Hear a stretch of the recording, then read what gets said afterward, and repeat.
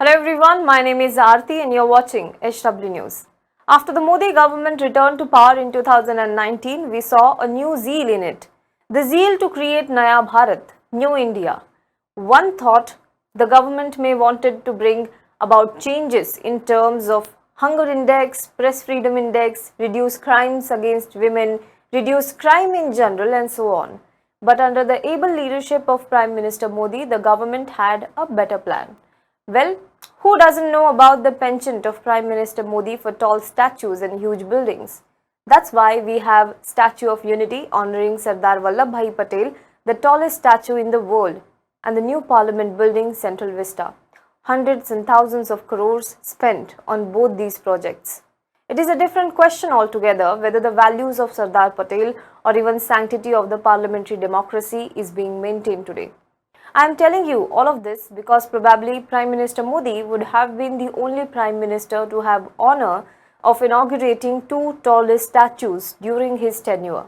On Saturday, Prime Minister Modi was in Telangana to inaugurate Statue of Equality in Hyderabad to honor the 11th century saint Sri Ramanujacharya. At 216 feet, it is among the tallest metallic statues in sitting positions in the world.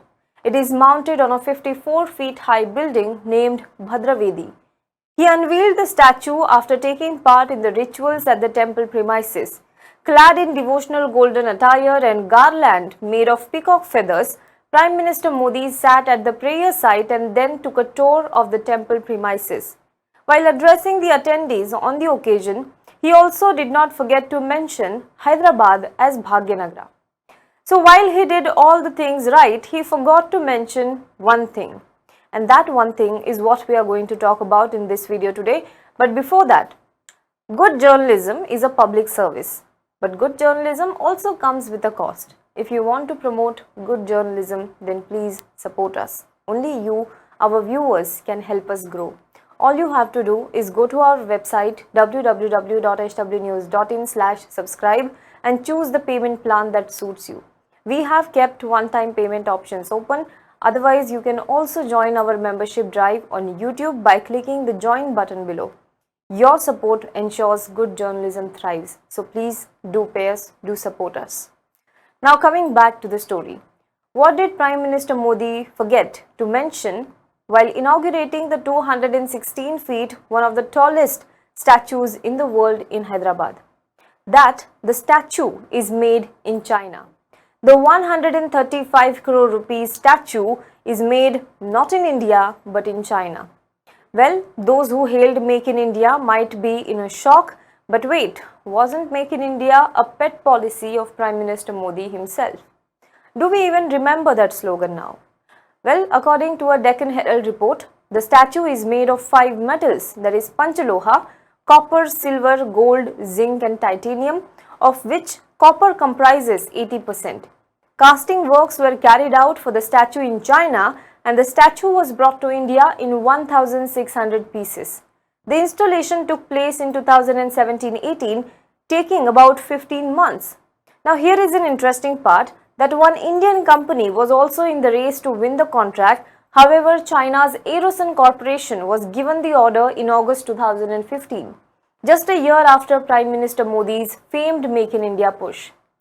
Please understand that the government has no role in building this statue. The total project cost is around 1000 crore rupees and it was fully funded, apparently by devotees all over the world.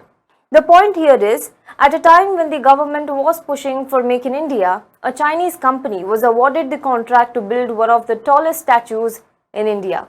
And that brings us to the topic of India's reliance on China for trade.